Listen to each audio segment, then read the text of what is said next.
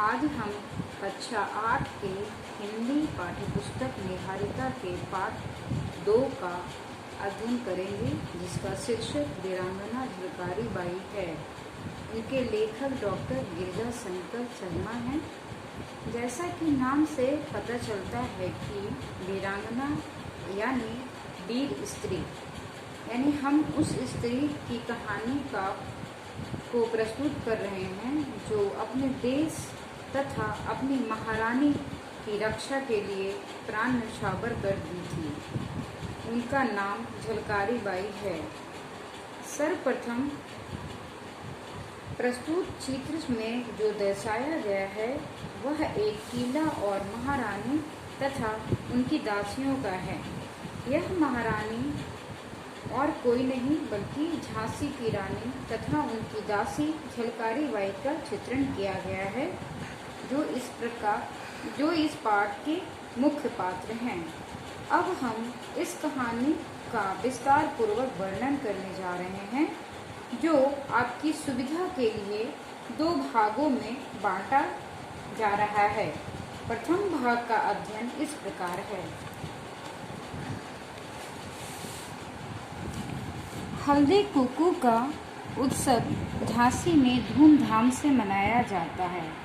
सुहागिनें लाल गुलाल का टीका लगाकर किले के विशाल प्रांगण में एकत्र होती है। महारानी लक्ष्मीबाई सुहागिनों के पास जाती, हल्दी से उनके हाथ पीले करती। वह दिन भी बड़ा अविस्मरणीय था। अविस्मरणीय का मतलब वैसा समय जो भूलने वाला नहीं हो। तथा झांसी के इतिहास में आदित्य भवन पहुंचकर मानकी ने लक्ष्मीबाई को सूचना दी, महारानी जी, प्रसाद का प्रांगण सुहागिनों के पावन गीतों से गूंजने लगा है। अर्थात कहने का मतलब यह है कि यह महारानी के जो प्रांगण में ये उत्सव मनाया जा रहा था, यह महारानी को उनकी सूचना दी गई कि सारे प्रांगण में सुहागिन इकट्ठा हो गई हैं। इन्हीं देवियों ने इस पवित्र पर्व की परंपरा का अक्षुण्ण बनाए रखा है। इस वर्ष भी मैं अपने आकिंचन करों से सुहागिनों के हाथ पीले करूंगी। ये लक्ष्मीबाई का कहना था कि इन्हीं सुहागिन जो महिलाएं हैं, उन्हीं के द्वारा यह उत्सव मनाया जा रहा था और अभी तक यह उन्हीं की वजह से मनाया जा रहा है, और मैं अपने हाथों से अभी आकर उन लोगों के हाथ पीले करूंगी। और यह लक्ष्मीबाई ने अपनी दासी मानकी को बताया। महारानी के प्रांगण में पहुंचते ही समस्त वातावरण जयकारों से गूंज उठा। जैसे ही महारानी अपने प्रांगण में पहुंची, वैसे सारे लोगों महारानी की जयकारा गूंजने लगी। उत्सव की प्रक्रिया का श्री गणेश हुआ। श्री गणेश का मतलब आरंभ हुआ। थाल में धुली हुई हल्दी लिए मानकी चलने लगी।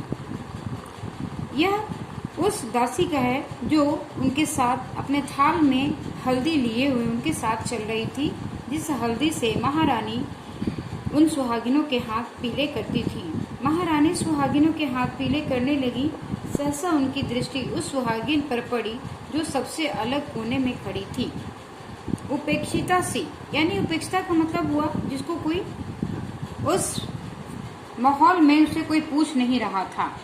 तुम कौन हो बहन, जो यहाँ एक ओर खड़े उत्सव की रंगीनियों को भीगे नयनों से देख रही हो? यह लक्ष्मीबाई ने उस स्त्री से पूछा। लक्ष्मीबाई ने मृदु स्वर में पूछ लिया, सबके साथ मिलकर सुहाग का आशीष क्यों नहीं लेती? लक्ष्मीबाई ने कहा कि तुम सारे महिलाओं के साथ मिलकर उनसे सुहाग का आशीर्वाद क्यों नहीं ले रही हो? मेरा ऐसा दुस्साहस कहाँ महारानी जी? सुहागिन सिमट कर बोली, मैं जात की कोरी हूँ। वह महारानी से उस सुहागिन ने कहा कि मैं ऐसी दुस्साहसी नहीं हूँ जो आपसे आशीर्वाद लूँ, क्योंकि मेरी जात जो है वह एक कोरी है, जिसे उस समय की कोरी का मतलब हुआ कि जो उस समय में उसे नीच जाति के रूप में माना जाता था। सुहागिन की बेलाग बात सुनकर लक्ष्मीबाई का हृदय पीड़ा से भर गया। यह बात जब लक्ष्मीबाई ने सुना तो उनके हृदय में बहुत पीड़ा हुई। सहसा उन्होंने कटार निकालकर पहले अपनी उंगली चीर डाली, फिर सुहागिन की। और यह बात जब उन्होंने सुना तो अपने पास से कटार निकाली और पहले अपने हाथों को, अपने उंगली को चीर डाली, इसके बाद सुहागिन की उंगली को चीर डाली। उंगलियों का रक्त की बूंदें उभर आई और उंगली से रक्त निकलने लगा। दोनों के रंग में कोई अंतर देख रही हो बहन? उन्होंने लक्ष्मीबाई ने उस सुहागिन से पूछा कि दोनों के रक्त में कोई अंतर नजर आ रहा है तुम्हें? सुहागिनों के उत्सव में जात पात का बंधन या अंतर नहीं। और लक्ष्मीबाई ने उसके हाथ पीले कर दिया। और यह बात बोलकर लक्ष्मीबाई ने उसके हाथ पीले कर दिए। हर्षातिरेक, हर्षातिरेक का मतलब ऐसा हर्ष यानी खुशी जो अपने से अधिक हो। सुहागिनों की आंखें भर आई और यह देखकर खुशी से सुहागिनों की आंखें भर आई। वह महारानी के चरणों में झुकना ही चाहती थी कि उन्होंने उसे भुजाओं में भर लिया। और जैसे ही वह महारानी को प्रणाम करने ही वाली थी कि महारानी ने उसे अपने गले से लगा लिया। आपके हृदय का सामीप्य पाकर आभारी हुई महारानी जी, वो उसने कहा, सुहागिन ने कहा कि मैं आपके हृदय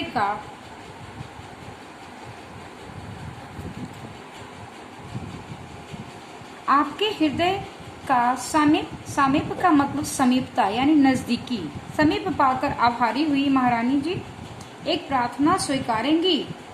वो सुहागिन ने महारानी को कहा कि एक प्रार्थना आप स्वीकार करेंगी? झिझकते हुए सुहागिन बोली। और यह झिझकते हुए उस सुहागिन ने कहा, निसंकोच कहो बहन, तुम बहुत प्यारी हो और बेबाक थी। वह जब यह बात सुनी तो उसने कहा कि वो निसंकोच तुम कहो महारानी जी, मैं मातृभूमि की सेवा करना चाहती हूँ। और वह सुहागिन महारानी जी से मातृभूमि की सेवा करने के लिए कहा। मातृभूमि की सेवा में अर्पण होने के लिए ही हम सबने जन्म लिया है। माँ की सेवा करने का अधिकार सबको है, उसके लिए तो वो हर समय द्वार खुला है। क्या नाम है तुम्हारा? यह जब सुहागिन ने जब महारानी से कहा तो महारानी ने कहा कि यह माँ और देश की सेवा के लिए ये मेरा द्वार हमेशा खुला हुआ है और तुम जब चाहो इस द्वार में आ सकती हो। पहले तुम अपना नाम बताओ। मुझ गरीब को झलकारी कोरिन कहते हैं। उसने अपना नाम बताया कि मुझ गरीब को झलकारी कोरिन कहते हैं। अपने आप को कभी गरीब मत समझो। देश की सेवा में अर्पित होने वाला तो अदम साहस का धनी होता है। आज से तुम झलकारी कोरिन नहीं, झलकारी बाई हो। महारानी ने उसे झलकारी कोरिन हटाकर झलकारी बाई का नाम दिया। झलकारी महारानी की विशाल हृदयता के आगे नत हो गई। नत का मतलब झुकना। झलकारी महारानी की विशाल हृदयता के आगे झुक गई। तुम्हारा सुहाग कौन है और क्या करते हैं? झलकारी बाई, महारानी ने झलकारी बाई से पूछा कि तुम्हारा सुहाग कौन है, यानी उसके पति कौन है और उनका नाम क्या है?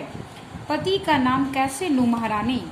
झलकारी बाई ने कहा कि मैं अपने पति का नाम कैसे लूं, फिर भी उनका परिचय दूंगी। और उनके नाम की जगह पे उसका परिचय देना शुरू किया। आज पूर्णिमा है। पूर्ण चंद्र के ब्याज से उनका नाम जान लें। ब्याज का मतलब बहाना। आज पूर्णिमा है। पूर्ण चंद्र के ब्याज से उनका नाम जान लें। प्रथम 2 अक्षर में उनका नाम छिपा है। लज्जा से झलकारी बाई ने दोनों कपोल लाल हो गए। लक्ष्मीबाई समझ गई कि उसके पति का नाम पूरन है। वह झलकारी बाई की बात चातुर्य से प्रभावित हुए बिना न रह सकी और उनकी बोलने का जो बानी की जो चातुरता थी उससे प्रभावित होकर महारानी को बहुत खुशी हुई। पूरन नाम जानते ही उन्हें ध्यान हो आया कि वह तो उनके खास गुप्तचर विभाग का अधीक्षक है। और जैसे ही झलकारी बाई ने अपने पति का परिचय दिया तो महारानी को पूर्ण का नाम याद आया और वह उनके गुप्तचर विभाग का अधीक्षक था।